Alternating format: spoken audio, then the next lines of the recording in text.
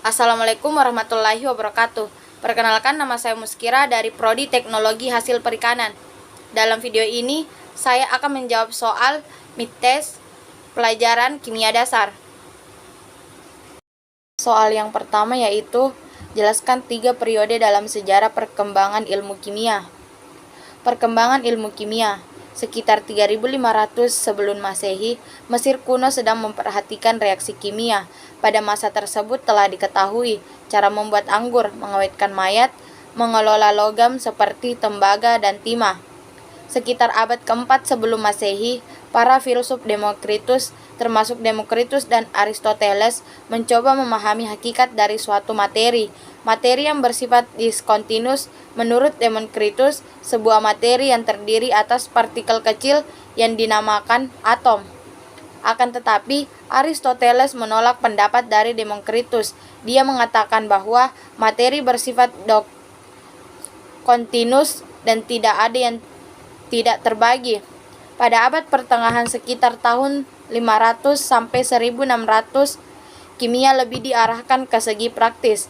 Pada masa tersebut, para ilmuwan Arab dari Persia telah dapat membuat jenis zat seperti alkohol, zinc, asam dida, asam sulfat, dan asam nitrat.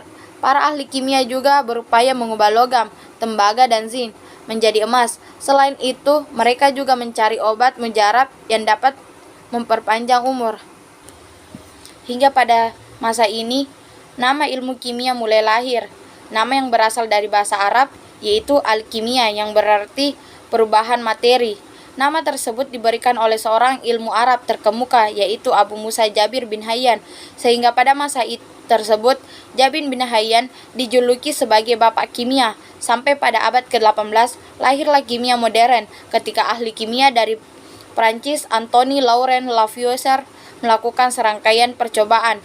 Dari percobaan tersebut disimpulkan hukum kekekalan massa. Pada tahun 1803, seorang guru dari Inggris melakukan teori atom yang pertama. Sejak saat itu, ilmu kimia berkembang dengan sangat pesat. Pertanyaan nomor 2 yaitu, jelaskan konsep dasar kimia. Konsep dasar kimia adalah ilmu yang mempelajari tentang materi dan perubahannya. Perubahannya dapat dilihat dari energi dan waktu laju reaksi. Dalam dunia kimia, terdapat 3 aspek dan 3 dunia. 3 aspek kimia yaitu aspek struktur, aspek energi, dan kinetik. 3 dunia dalam kimia yaitu dunia mikro, dunia submikro, dan simbol. Pertanyaan ketiga yaitu, jelaskan tentang perkembangan teori atom, Dalton, Thomson, Rutherford, Bohr, dan mekanika kuantum. Perkembangan teori atom. Teori atom terbagi menjadi 5 yang dikembangkan oleh Dalton, Thomson, Rutherford, Bohr, dan mekanika kuantum. Menurut Dalton mengatakan bahwa atom berbentuk seperti bola pegal yang tidak bermuatan. Hal ini dikemukakan melalui postulatnya. Dari keempat postulat yang dijelaskan, memiliki kelebihan dan kelemahan. Kelebihannya yaitu dapat menerangkan hukum kekuatan massa dan hukum perbandingan tetap. Sedangkan kelemahannya yaitu tidak dapat menerangkan sifat listrik atom. Pada kenyataannya, atom-atom masih dapat dibagi lagi menjadi partikel subatom. Menurut atom J.J. Thomson mengemukakan bahwa atom berbentuk bola pegal yang bermuatan positif, dan di permukaan atom terdapat partikel-partikel elektron yang menyelimutinya, sehingga atom bermuatan netral. Jika gambarkan akan seperti roti kismis.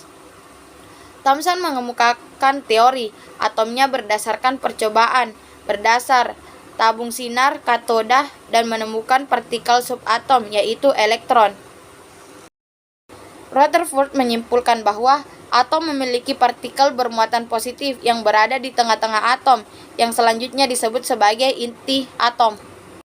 Metode mekanika kuantum. Metode ini menganggap bahwa atom bukan partikel distrat yang dijelaskan oleh Bohr, namun elektron sifat dualisme materi seperti yang telah dinyatakan oleh de Broglie, yaitu elektron dapat dianggap sebagai materi karena memiliki massa dan menempati ruang dalam atom.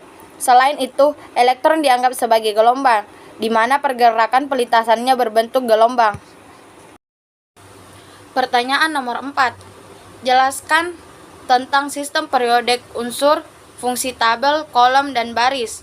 Jelaskan tentang deret lantanida dan aktinida. Jelaskan tentang golongan A dan golongan B.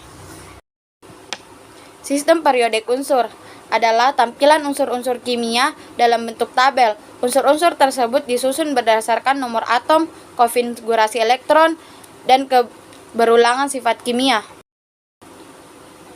Fungsi tabel adalah sebagai golongan, sedangkan baris adalah sebagai periodik.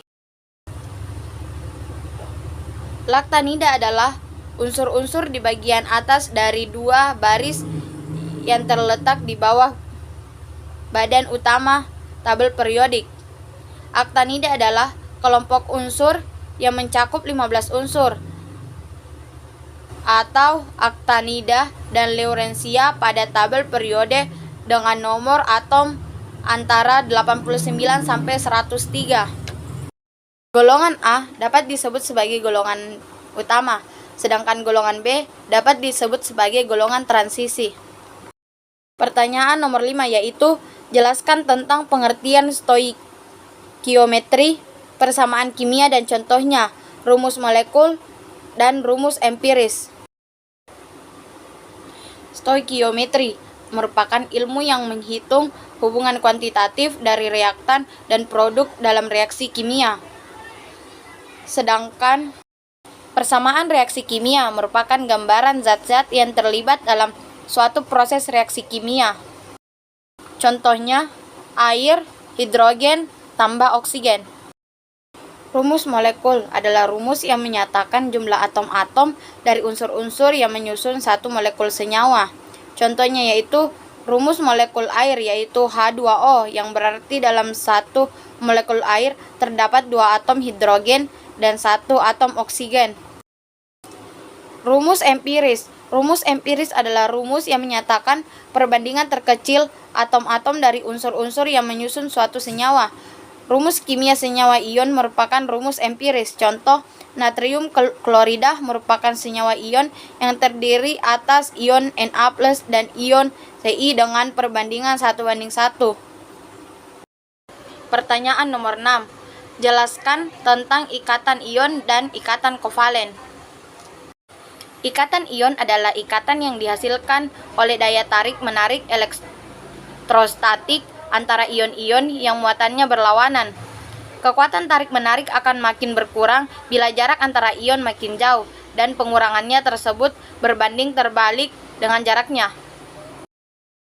Ikatan kovalen adalah ikatan yang terbentuk karena adanya pemakaian elektron bersama.